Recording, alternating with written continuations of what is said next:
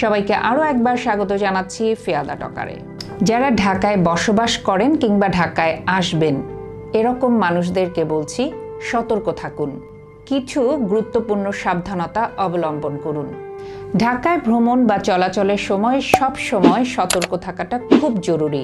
ব্যস্ত শহরের ভিড়, যানজট ও অপরিচিত পরিবেশে অনেক সময় প্রতারণা বা দুর্ঘটনার ঝুঁকি থাকে। তাই যাতায়াতের আগে গন্তব্য সম্পর্কে ধারণা নিন এবং বিশ্বস্ত যানবাহন ব্যবহার করুন। অনেকেই আছে খুব দ্রুত হয়তো কারো প্রস্তাবে সহজেই রাজি হয়ে যান। এই ভুলটি কখনো করবেন না। প্রয়োজন ছাড়া মূল্যবান জিনিসপত্র প্রদর্শন বা নগদ অর্থ বহন এড়িয়ে চলুন। রাতে একা চলাচল না করে নিরাপদ জায়গা বেছে নিন। বিশেষ করে মোবাইল ও প্রয়োজনীয় যে জিনিসগুলো সেটা নিরাপদে রাখুন। সামান্য অসতর্কতা বড় বিপদের কারণ হতে পারে, তাই সচেতন থাকুন ও নিজের নিরাপত্তাকেই অগ্রাধিকার দিন। বেশ কিছু ঘটনা ঘটছে ঢাকায় নিয়মিতই। এই বিষয়গুলো সম্পর্কে একটু যদি আমরা জেনে রাখি এবং একে অপরকে সতর্ক করি, তাহলে হয়তো অনেকেই এই বিপদগুলো বা দুর্ঘটনার হাত থেকে বেঁচে যেতে পারবে। ঢাকার বিভিন্ন পয়েন্টে নানান ধরনের প্রতারণার ফাঁদ পেতে বসেছে বেশ কিছু মহল। সেই ফাঁদের হাত থেকে আপনি যদি রক্ষা পেতে চান তাহলে বিষয়গুলো খুব মনোযোগ দিয়ে শুনবেন।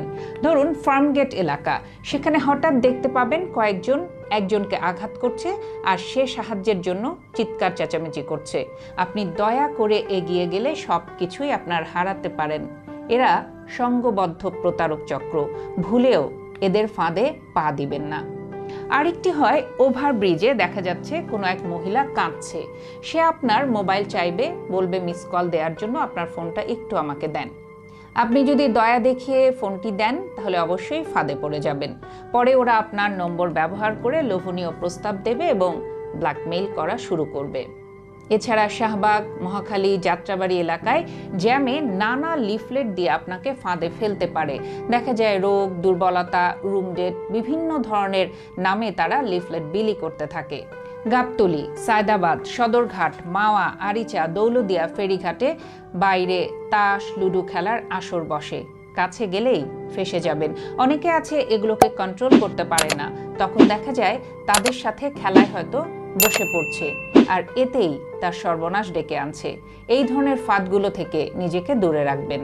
অনেকেই আছে যাত্রাপথে অপরিচিত মানুষের সাথে এত বেশি গল্পে ডুবে যায় যে তার যে বিভিন্ন ধরনের ক্ষতি হতে পারে বা ওরা কোনো চক্রের হতে পারে, তার কোনো ক্ষতি সাধন করতে পারে, সেই বিষয়টি তার মাথায় থাকে না। এই রকম অপরিচিত মানুষের সাথে অতিরিক্ত আলাপে কখনোই জড়াবেন না। বিশেষ করে বর্তমান সময়ে এরা নানান ধরনের চক্র বিভিন্ন জায়গায় ছড়িয়ে ছিটিয়ে আছে। সেই জায়গাগুলো আপনার বুঝতে হবে এবং মাথায় রাখতে হবে। ধরুন রেলের ছাদে যারা যাতায়াত করে সেখানেও বিপদ। রেলের ছাদে যাওয়া থেকে বিরত থাকার চেষ্টা করবেন। একদল বসেই থাকে, ছাদে যারা উঠবে তাদের থেকে ছিনতাই করবে এবং ছাদ থেকে ফেলে দিবে।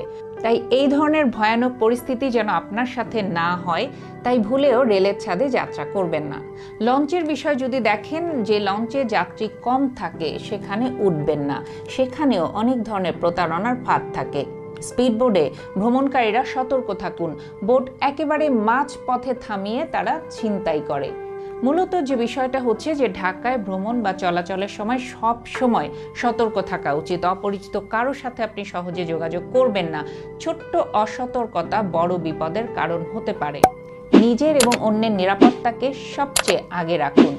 ভালো থাকবেন সবাই। সতর্কতা ছড়িয়ে দিতে সবাইকে এই ভিডিওটি শেয়ার করতে পারেন। আবারও নতুন কোনো বিষয় নিয়ে খুব দ্রুত ফিরে আসবো। চোখ রাখবেন ফিয়াদা টকারে।